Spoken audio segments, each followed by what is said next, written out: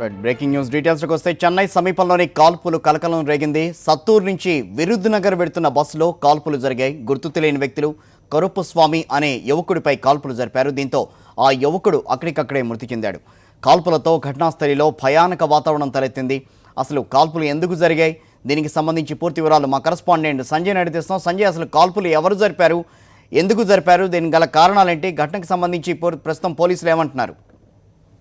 కిషోర్, ఏదైతే తమిళనాడులో కాల్పుల సంఘటన జరిగిందో అది కలకలం సృష్టించిందని చెప్పొచ్చు. కన్యాకుమారి నుండి నాగర్కోయిల్ నుండి కోయంబత్తూరు వెళ్తున్న ప్రభుత్వ బస్సులో నాగర్కోయిల్లో ముగ్గురు వ్యక్తులు ఎక్కారు. అందులో ముగ్గురు ఒక్కసారి బస్సులో ఎక్కిన అనంతరం ఇద్దరు వ్యక్తులు విరుదునగర్ కు, మరొక వ్యక్తి తిరుమంగళంకు టికెట్ తీసుకున్నారు. అయితే బస్సు ఏదైతే సాతూరు 4 రోడ్ల జంక్షన్ ప్రాంతానికి వెళ్తుందో అక్కడ ఒక వ్యక్తి, ముగ్గురులోని ఒక వ్యక్తి, ముగ్గురు మధ్య వివాదం చోటు చేసుకుంది. వివాదం చోటు చేసుకున్న సందర్భంలో ఘర్షణకు దిగడంతో ముగ్గురులో ఒక వ్యక్తి కరుప్పస్వామి అనే వ్యక్తిని తన వద్ద ఉన్న గన్తో కాల్చి చంపేశాడు. దీంతో కాల్పుల్లో అతను కరుప్పస్వామి అక్కడికక్కడే మృతి చెందాడు. అయితే కాల్పులు జరిపిన అనంతరం ఎవరైతే గన్తో కాల్చారో ఆ వ్యక్తి బస్సు నుంచి దిగి అక్కడి నుండి పారిపోవడం జరిగింది. ఈ సంఘటన అక్కడ బస్సులో కలకలం సృష్టించింది. అంతేకాకుండా ఆ ప్రాంతంలో తీవ్ర సంచలనం సృష్టించని చెప్పొచ్చు.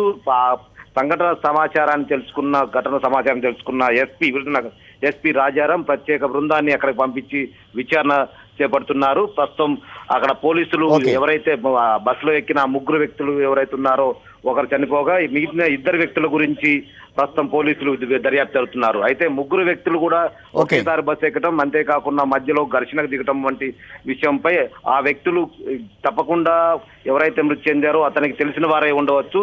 ఇద్దరి మధ్యలో ఏదన్నా వివాదం చోటు చేసుకుని ఉండొచ్చు, వ్యక్తిగత వివాదాల్లో ఉండవచ్చని పోలీసులు భావిస్తున్నారు. దీనిపై దర్యాప్తు జరుపుతున్నారు. Kishore, okay, thank you Sanjay.